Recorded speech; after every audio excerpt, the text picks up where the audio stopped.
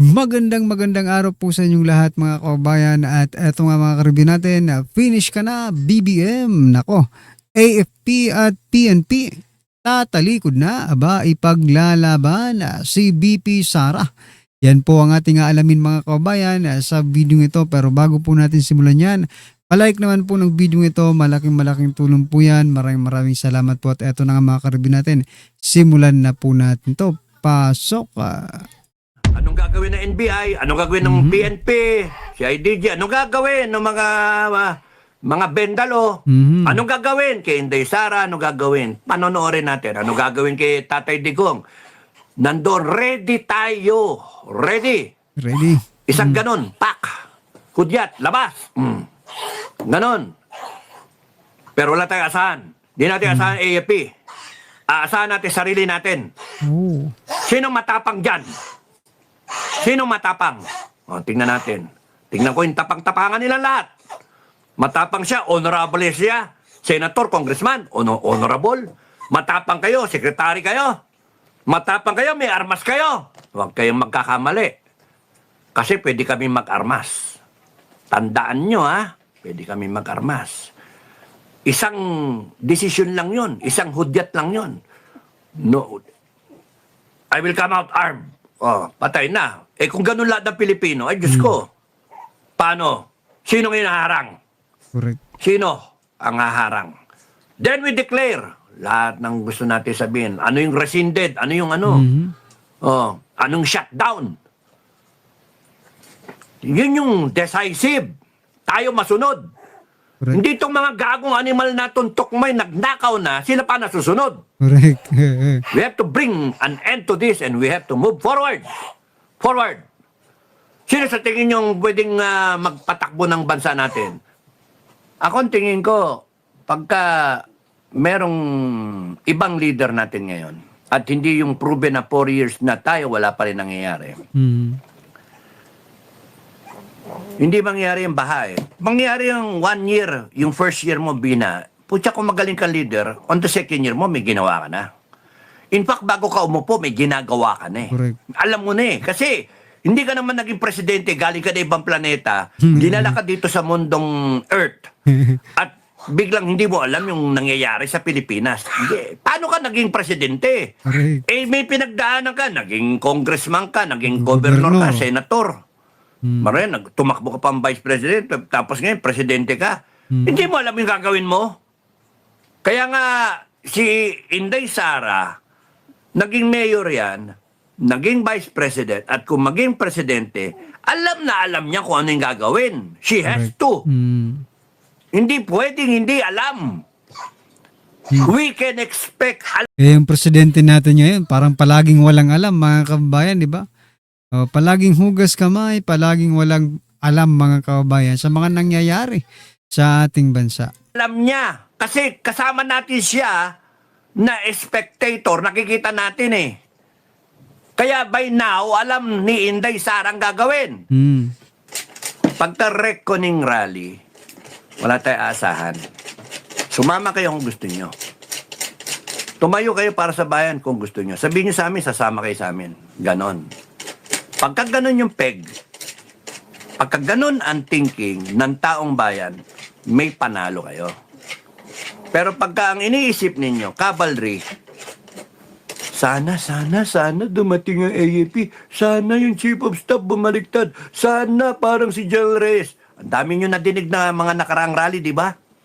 Peace rally after peace rally, may INC rally, may million na rally. Pero wala yung armed component. Wala. Ang iniisip, baka bumaliktad pa yung AFP. Baka yung mga leader dyan na baka na dinala ng maleta, binigyan ng ganyan o may ebidensya, huwag mo i-compromise para pwede pa sila bumaliktad. Yun. Kaya may mali ang mindset. Ako lang to I'm just thinking aloud. Maniwala kayo, gusto nyo, kung ayaw nyo, wag. Walang pilitan. Basta sa akin, ang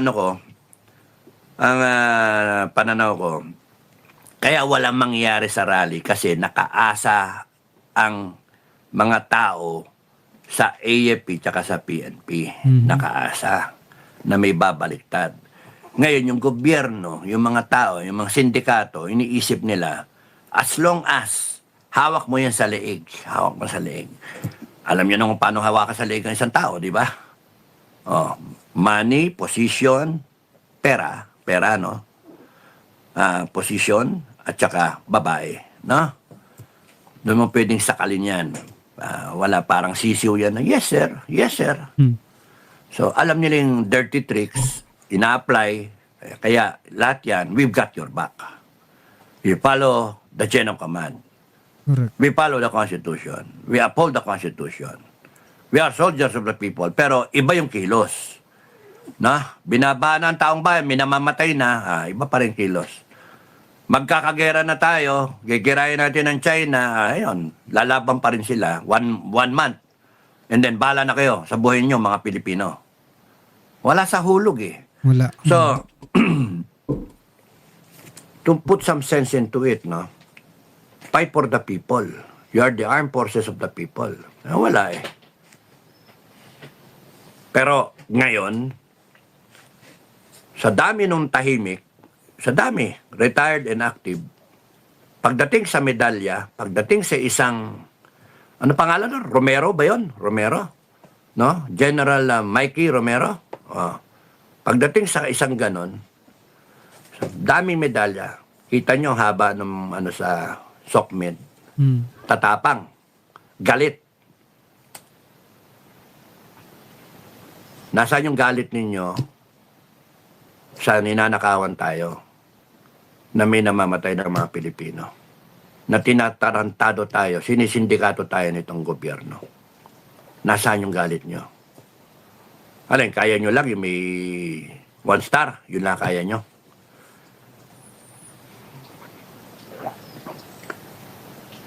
I wish na the thinking will be, you can say, tama, mali, ganon. You can discern. Hindi yung i-switch off ninyo when it comes to Bongbong Marcos. When it comes to these politicians, switch off yung discernment ninyo. And then tahimik kayo. Laki involvement. Nababayaran Iwas pusoy. Kasi, ayaw ninyong mabash kayo, ayaw ninyong maano kayo, ma-label kayo, whatever. I don't know. Basta tahimik kayo. Tapos ngayon na naglitawan yung mga medalya-medalya na yan, putya, nag-iingay kayo. Daming nagsasalita na ano. But let me tell you, yung mga medalya na yan, so ano asahan natin? Kung yan di may tuwid ng AFP, paano pa asahan may tutuwid niya yung gobyerno ng Pilipinas, yung mga mali? Wala kayo asahan. Yung medalya lang na yan, yung tagal pa ng ng kwentuhan wala naman nangyayari. Iimbestigahan daw. Sa tingin nyo may mangyayari. Sinabi nga ng administration, imbestigahin yung mga nakawan sa flood control may nakulong na ba? Wala. Sabi malapit na daw eh. May nakasuhan na ba na sila Romualdez? Nakita. Wala. Sabi malapit na mga kabayan. Pero ngayon, lumabas si Gutesa pero iba ang kanta. Ha? Ipinagtatanggol si Martin Romualdez, mga kabayan. Teka lang. Diba? Sabi ng Pangulo, malapit ng makulong. Bakit ngayon, ganitong mga galawan nila, di ba? So, masyado po silang obvious, mga kabayan. Tanong ba yung mastermind kung sino? Tinituro nga kung sino yung mastermind Sinasabi nga ni ko kung sino yung mastermind Sinasabi nga ng mga Marines nagde-deliver sila doon sa mga bayan nito, mga to Wala. Ang topic natin ngayon iba naman. Kanina sinasabi ko na mag-ipon na lang kayo, no? Still doon sa takdang araw kasi impeachment impeachment. Nag-comment sana sir kumilos na mga tao hindi nga makilos kasi yung mga tao nakikinig nanonood. Bitin ang impeachment Ewan ko kung ano yung magde-develop, hindi natin alam. Pero dito naman mga kabayan sa impeachment, talagang sinasayang lang nila yung pera ng mga bayan no? Biruin mo, grabe po yung ginagastos dyan mga kabayan, tapos wala rin naman mapapala. Kasi at the end of the day, hindi rin naman nila mai-impeach si BP Sara, mga kababayan. So ano lang ito? Ha? For drama lang ito. Ha? Oh. Politika lang po itong nangyayari diyan, mga kababayan. Marami kasi yung naghihintay ng katotohanan eh. And in that light, gustong madinig ng mga tao kung ano yung defense na team, kung paano yung cross-examination nila, tapos kailan, matagal pa ito eh. Tagal pa. Dapat Abutin tawagin pa ng na next year, prosecution yung mga totoong witness na involved dun sa confidential fund, hindi yung kung ano-ano lang. Trial by publicity ginagawa ng prosecution. Correct. And all the more na gawin nyo yan, lalo lang na nainis ang tao kasi unnecessary naman sila- expense yung impeachment eh. Mainis talaga yung tao dyan, mga kababayan. Kasi wala rin naman silang napapatunayan eh. Araw-araw gumagastos sa mga Pilipino. Mula sa kaban ng bayan para i-impeach si BP Sara para sa hearing na ito, ano? O, tapos wala rin naman silang naipapakitang matinding ebidensya, di ba? Strong evidence na talagang magko-convict kay BP Sara. So, tama yung sinasabi dito ni Kaptado, mga kababayan, no? Na kumbaga sinisiraan lang, propaganda lang ito, mga kababayan. Ginagastos nyo yung pera ng bayan eh. So, yun yung ano. Sisa na kayo kumaingay ha. Sige lang. And then, yan, sabihin lahat. Para the leader will be empowered by the Filipino people. Hindi pwedeng sabihin yung taon, yung leader na yan ang umalsa, gano'n. Hindi, tao ang umalsa. Galit ang tao. Swerte kayo. It's not going to be like Nepal, no? Malam. Sisiwang Nepal. Sa tingin ko, sisiwang Nepal. Kasi masyado kayong mga politiko, sobra kayong mayabang eh. Sobra kayong umasta na wala sa lugar eh. Wala sa hulog. Okay, so ang topic natin. Ang AFP. Pero ang Nepal, mga kababayan, may bayag, di ba? May bayag po mga taga Nepal, matawag sila Nepalist, mga kababayan. Matapang po sila, may bayag po sila, mga kababayan. Biruin nyo, sinunog eh, di ba? Sinunog yung pinakamalakanyang nila eh. Di ba? May asahan pa ba tayo sa AFP o wala? Kung titignan niyo mga nakaraan na rally, ilang taon na nakakaraan? In a long time ago, in a galaxy far away, yung AFP inaasahan na Tabayan, mga grupo. Huwag gagalawin ang AFP. May nadinig akong gano'n nagsabi. Huwag niyong anin ng AFP. Kakusapin yung AFP. Diba? Kinakausap ang AFP. May tumututok sa AFP. Ganun ba? Meron ganito, meron ganyan. Although, ang tao, hintay. So, ayun yun, ang peg. Kaya, peace rally. So, ang tao, observation ko lang to, no? Pwedeng mali ako. So, peace rally. Why? Because, one, you're showing at the back of your head, you're afraid, natatakot kayo, na lumabas na other than peace rally. Reckoning rally. Na? So, pagka-reckoning rally, iba talaga yon eh. Galit kayo doon. Fake peace rally, dahil sana kumilos ang AFP. Pagka-reckoning rally, wala tayong asahan. Sumama kayo kung gusto nyo. Tumayo kayo para sa bayan kung gusto nyo. Sabihin nyo sa amin, sasama kayo sa amin. Ganon. Pagka ganon yung peg, pagka ganon ang thinking ng taong bayan, may panalo kayo. Pero pagka ang iniisip ninyo, cavalry, sana dumating ang AFP. Sana yung Chief of Staff bumaliktad. Sana parang si General Reyes. Ang dami nyo nadinig na mga nakaraang rally, di ba? Peace rally after peace rally, may INC rally, may million na rally, pero wala yung armed component. Wala. So sabi ko nga sa inyo, in mga nakaraan na vlog, armed component, AFP, EDSA 1, nauna to, sila Enrile, sila Gringo, sila Ramos, Ram. Nauna yan, dumating ang civilian. Nag-announce sila, naniniwala kami, panalo si Cory Aquino Dinaya. Hindi naman nila alam na ano eh. Ang information noon, bobombahin na sila. Artillery 105. Quiet. Bobombahin na sila. Bobombahin na sila.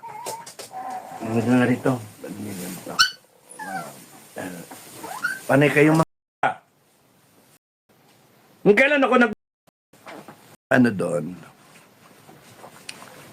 ang EDSA 1, nauna yung RAM, sumunod yung civilian. Pero ang ano doon, talaga, bobombay na sila. Nagsasabi nga ako, nagjo-joke pa ako doon sa mga mista ko sa Aguinaldo. Kasi nawala ako eh. Nag-commander's recon ako eh. Nag-commander's recon ako para alam ko kung ano yung ano. Tinignan ko yung intel estimate, etc. I want to weigh kung ano yung magiging outcome nito. Ilan yung tao, ilan yung ganun ba. Yung build-up ng tao, dadagdagan ba base doon sa huli kong nakita. Excuse me. Ngayon ang sa akin, ayokong sumali sa Aguinaldo kasi mas maganda, merong pwesto ka sa Bonifacio at may pwesto nandun sila sa Aguinaldo, mas maganda, dalawang kampo. Pagka nilagay mo lahat, yung itlog mo sa isang basket, bugok lahat yon, basag lahat yon. Nandito ako sa Bonifacio, hawak mo yung tropa. No, yun. May hawak ang tropa. Kasi pagka ganyang labanan na, may hawak ang tropa.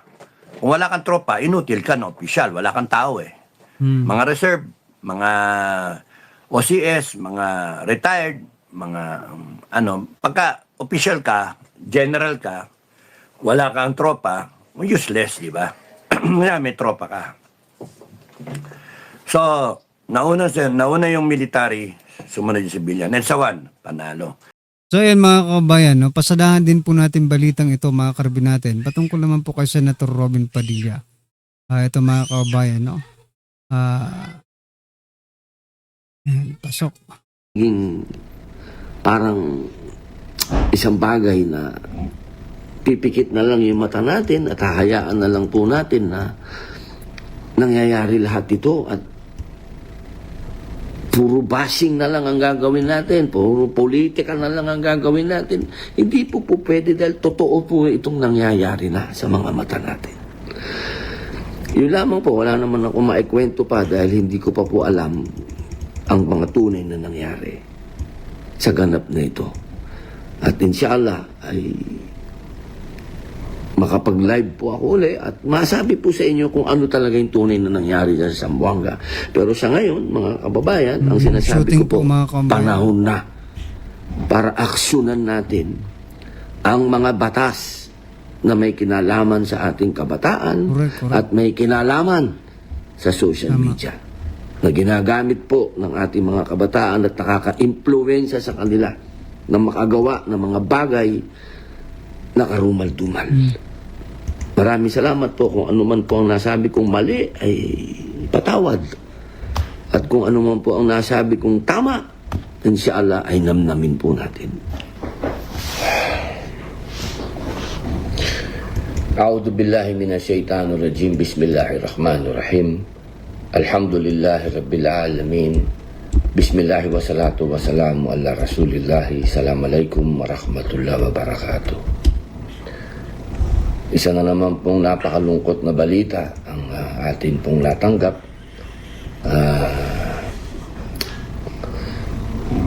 Ito po ay patungkol sa naganap na naman na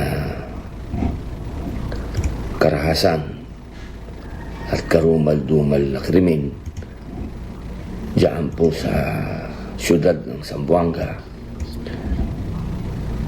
At isa na naman pong estudyante ang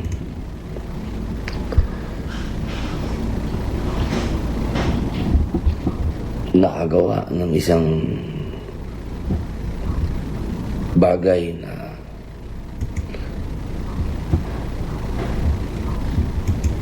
hindi po natin pa maipaliwanag ito sapagkat hindi pa po natin alam ang mga tunay na naganap. Mahirap po magbigay ng komento. Lahat po ngayon ay nababalitaan lang natin sa mga social media, sa mga breaking news. Ito po kasi ay bumabagsak sa aking komite. Ito po ay sa public information dahil ito po ay impluwensya ng social media sa ating mga kabataan dahil palagian po sila na gumagamit ng kanilang account. Sila po ay nakapag-live pa po ito at napakalaki po ng epekto talaga sa mga bata ng social media. Alam ko pong maraming nagagalit sa akin dyan. Sobrang dami pong taong nagalit sa akin dyan. Bakit naman sila magagalit? Ito po ay isinasagawa namin ng public hearing. At yan po ang isang bagay sana na ilalapit ko po sa inyo na sana po yung maintindihan po ninyo kung ano yung pinupunto ko. Napakadami pong nagalit sa akin, binas ako patungkol dito. Ayan. Alam nyo mga kababayan, sana po yung namnam ninyo ang gusto kong sabihin na hindi na po talaga maganda itong nangyayari. Napakapangit na po nitong nangyayari na ito. Sana po kung ako po ay nagkakaroon ng mga maling choice ng mga salita, hindi po ibig sabihin yan ay kinukutya ko kayo, kinukutya ko ang kabataan. Hindi po. Iyan po ay panggising. Panggising.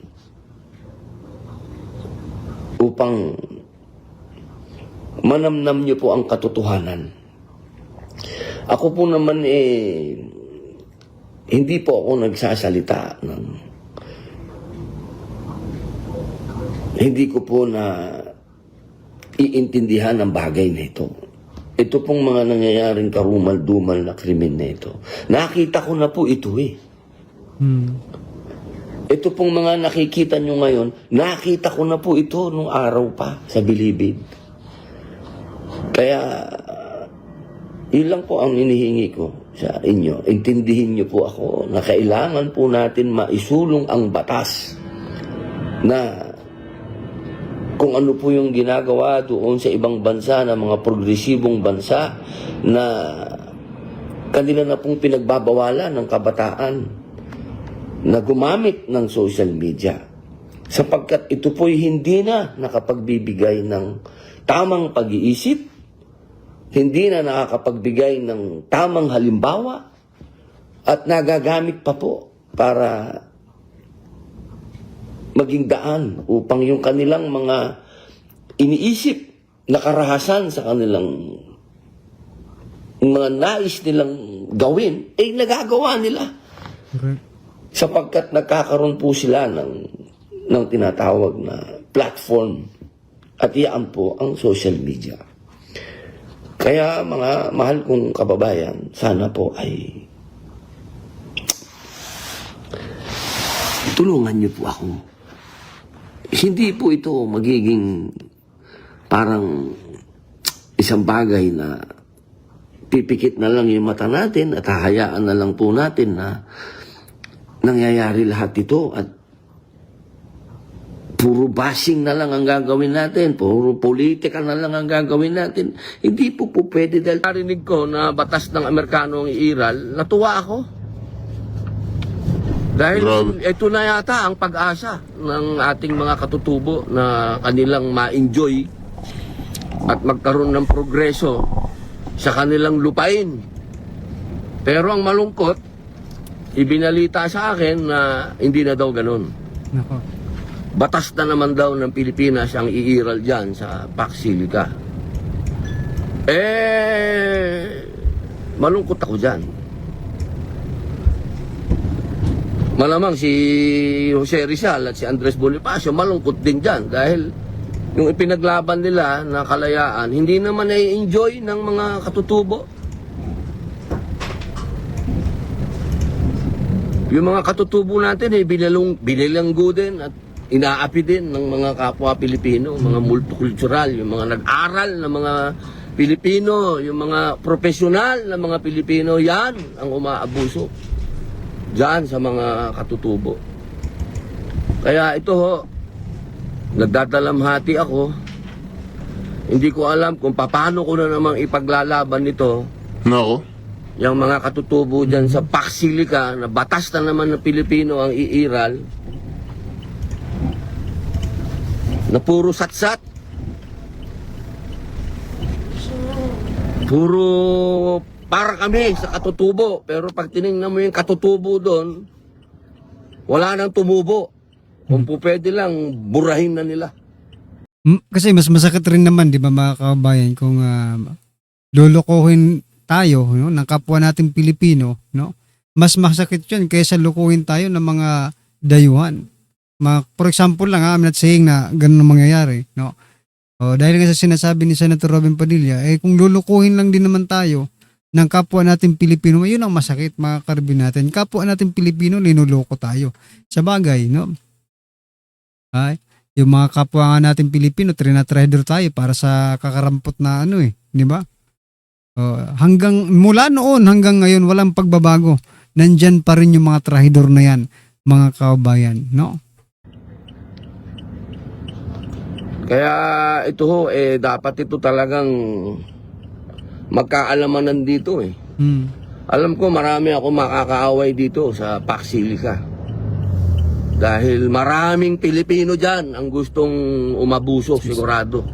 Sa mga gustong kumita na naman dyan sa lupain ng mga katutubo dyan. Sasarilihin na naman nila. Yan ang ugali ng Pilipino. Kaya sayang talaga.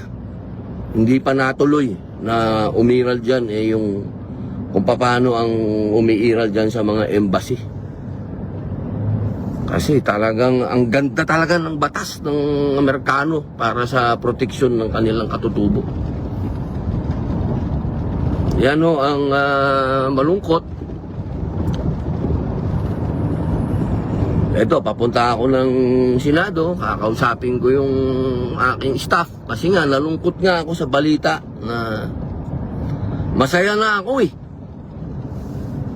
Nalungkot ako. Dahil panibagong pakikibaka na naman to. Panibagong bulahan na naman to. Panibagong gastos na naman ng gobyerno sa hearing. Puro hearing. Pagdating sa ground, wala naman ma-implement. Correct.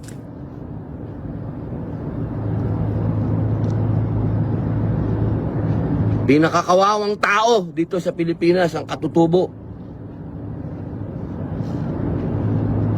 Nako. Ramdam ko yung ni Senator. Ay, nako. Ramdam ko yung Medyo pinagagalingan niya, no? Kasi lahat naman tayo nagsimula sa mga Ewan ko tribo-tribo kung paano na katutubo, naman ako no? pakakalmahin ng staff ko. Ano na naman ang huhukayin namin ng mga batas para proteksyonan ang katutubo dahil nahukay na namin lahat. Yung IPRA, nako. Yung IPRA law na dapat ay nagbibigay ng proteksyon sa mga katutubo, nako. Nako. Yung ginawang IRR niyan, yung implementing rules and regulation, wala rin. Nako.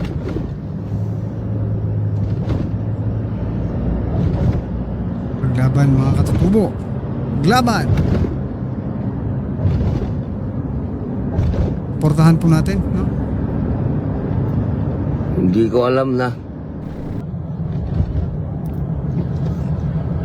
Sana dumating ang panahon na dumami pa yan. Para magkaroon ng maraming trabaho.